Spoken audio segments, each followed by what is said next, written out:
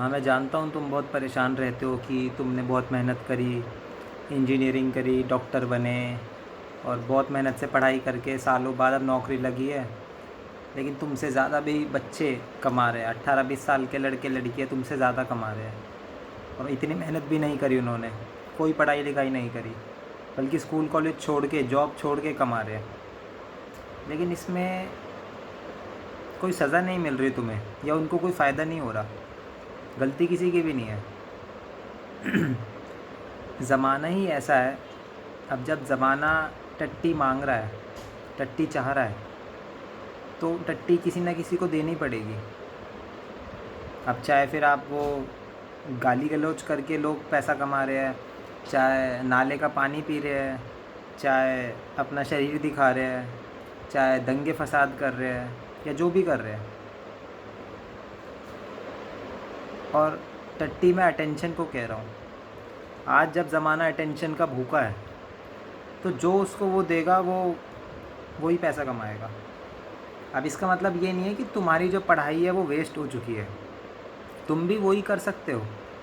लेकिन इसका मतलब ये नहीं कि तुम भी टट्टी देने लग जाओ। तुम्हें अपना ही काम करना है। तुम डॉक्टर हो, इलाज करते हो या कोई भी कंटेंट बनाते हो, सोशल मीडिया की बात हो रही है यहाँ पे सारी। कोई भी कंटेंट बनाते हो या कुछ भी करते हो, या अगर दुकान भी है तुम्हारी, कोई हॉस्पिटल भी है या कुछ भी है सोशल मीडिया के बाहर भी, तो तुम्हें अंदर अपना वही काम करना है जो तुम करते हो। बस तुम्हें काउंटर पे टट्टी रखनी है। अगर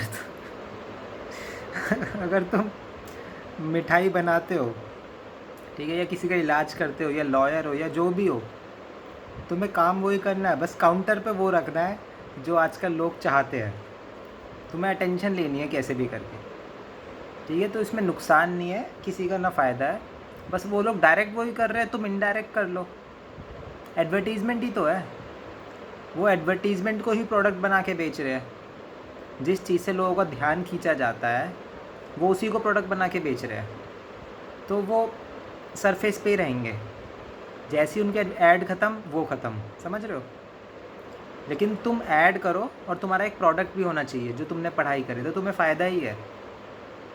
एडवर्टीज़मेंट वैसे करो वो सब दे के जो आजकल जनता को चाहिए, अटेंशन चाहिए। और ज़रूरी नहीं है कि तुम कपड़े उतारने पड़ेंगे, गाली गलौज करना पड़ेगा, या अटेंशन कैसे भी दे सकते हो।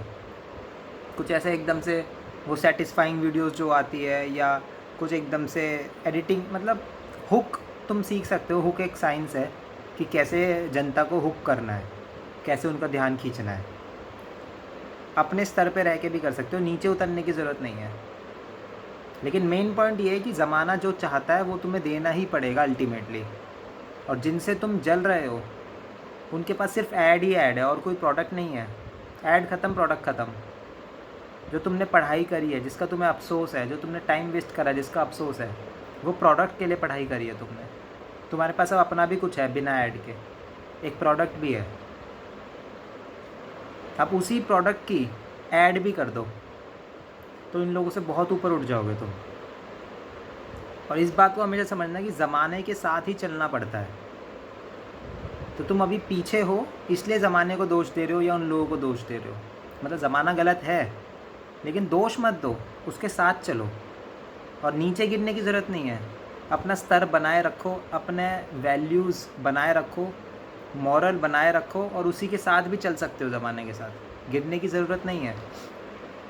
लेकिन ये बात बहुत इंपॉर्टेंट है कि ज़माने के साथ चलना पड़ेगा। अब जैसे पहले सतयुग था, तो आज तो जैसे ये टट्टियाँ बिक रही है, पहले सतयुग में ऐसा नहीं था। पहले साधु संत और इन लोगों का माहौल था, इन लोगों का, योगी, मुनिवर और ऋषि कुमार, इन सब का था।